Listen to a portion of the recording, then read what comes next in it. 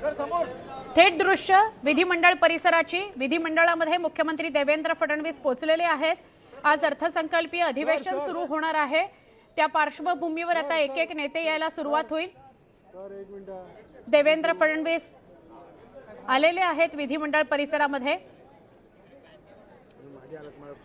आपण ही थेट दृश्य विधिमंडळाची बघतोय। आजपासून अर्थसंकल्पीय अधिवेशन सुरू होतंय। 25 तारखेला अर्थसंकल्प मांडला जाईल। मुख्यमंत्री स्वतःच तो अर्थसंकल्प यावेळी मांडणार आहेत।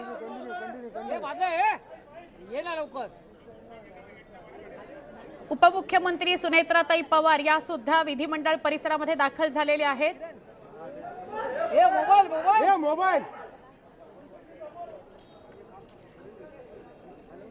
अर्थसंकल्पीय अधिवेशनाकरता उपमुख्यमंत्री सुनेत्राताई पवार आज अजित पवार यांचा शोक प्रस्ताव सभागृहामध्ये मांडला जाईल।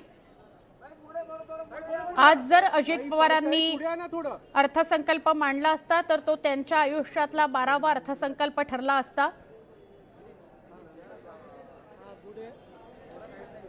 आज सभागृहामध्ये त्यांच्या आठवणींना उजाळा दिला जाईल। उपमुख्यमंत्री सुनेत्राताई पवार आपल्याला दिसतायत।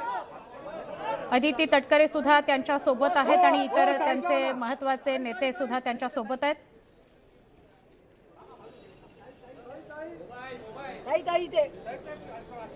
सुनेत्राताई उपमुख्यमंत्री म्हणून पहिल्या महिला उपमुख्यमंत्री म्हणून आज सभागृहामध्ये बसतील।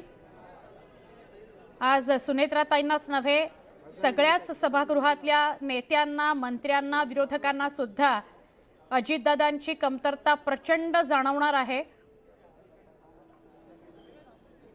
आजपासून विधिमंडळाचं अर्थसंकल्पीय अधिवेशन सुरू होतंय। अनेक मुद्दे आहेत जे वादळी ठरू शकतात आणि विरोधक त्या मुद्द्यांना घेऊन सरकारला घेरण्याच्या तयारीत आहेतच। आदल्या दिवशीच्या चहापानावर विरोधकांनी बहिष्कार टाकला आणि आरोप प्रत्यारोपाच्या फैरी झडलेल्या आपण बघितल्या। काही क्षणापूर्वी मुख्यमंत्री देवेंद्र फडणवीस विधिमंडळ परिसरामध्ये दाखल झालेले आहेत। पाठोपाठ उपमुख्यमंत्री सुनेत्राताई पवार या देखील अगदी वेळेत सभागृहात पोहोचतील, म्हणजे त्या विधिमंडळ परिसरामध्ये तर दाखल झालेल्याच आहेत। यावेळेला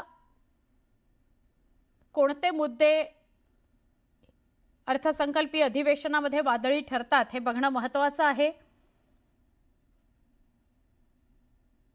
आजचा अधिवेशनाचा पहिलाच दिवस काही वेळामध्ये म्हणजे पुढच्या एक साधारण 15-20 मिनिटं अर्ध्या तासामध्ये कामकाजाला सुरुवात होईल।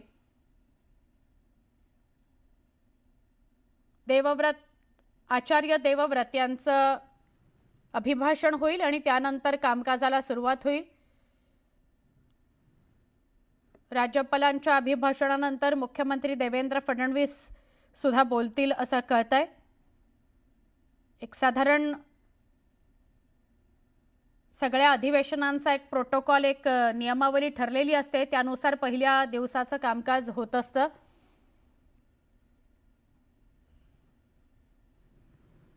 काही वेळामध्ये याची स्पष्टता होईल की आजच्या कामकाजाची रूपरेषा कशी असणार आहे।